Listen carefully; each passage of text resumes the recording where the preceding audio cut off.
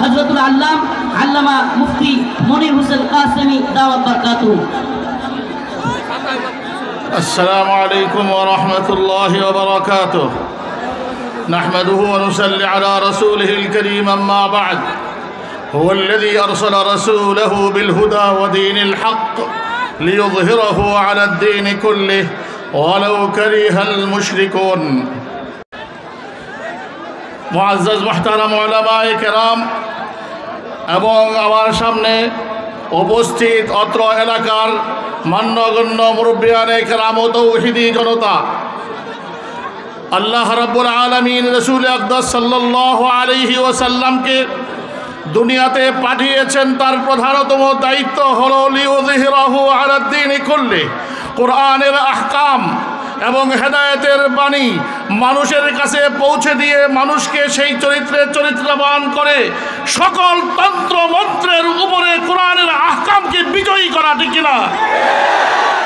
আর বাংলাদেশে এতগুলো বছর হয়ে গেল, এখনো আমরা নামাজ পড়ি, কোরআনিক নামাজ। নামাজের যেভাবে কোরআনে যেভাবে নামাজের কথা বলা হয়েছে রাসূল থেকে দেখে দেখে সেভাবেই আমরা কি করছি? নামাজ পড়ছি। আমরা রোজা রাখি, কোরআনিক রোজা। আমরা যাকাত দেই, কোরআন মাফিক যাকাত দেই।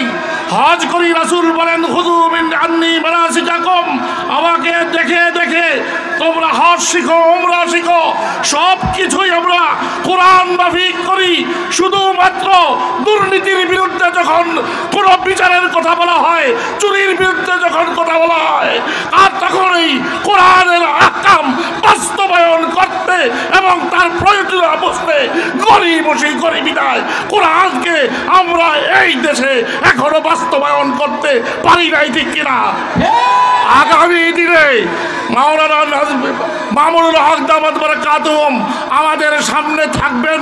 তার আশেপাশে, তার সামনে পিছনে ডানে বামে থেকে পুরা কমপ্লিট ইসলামকে বাস্তবায়ন করার জন্য যদি প্রয়োজন হয়, তাহলে একসাথে যদি ডাক দেওয়া হয়, আমরা কারা কারা রাজি আছি নিজের জীবনের সর্বস্ব দিয়ে হলো দিনকে কায়েম করতে।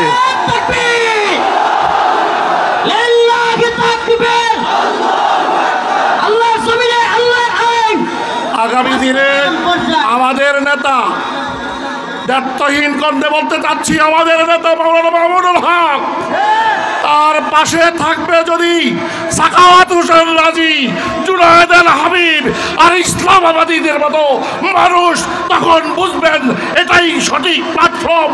এই প্ল্যাটফর্মেই মনসুবিন আলাল হকের দায়িত্ব পালন করছে সকল আলেম, সকল তালেব ইলম, সকলে মিলে তাদের সঙ্গ দেব। এতে কোনো ভুল করা যাবে না, যাবে না, যাবে না। আসসালামু আলাইকুম ওয়া রাহমাতুল্লাহি ওয়া বারাকাতুহু।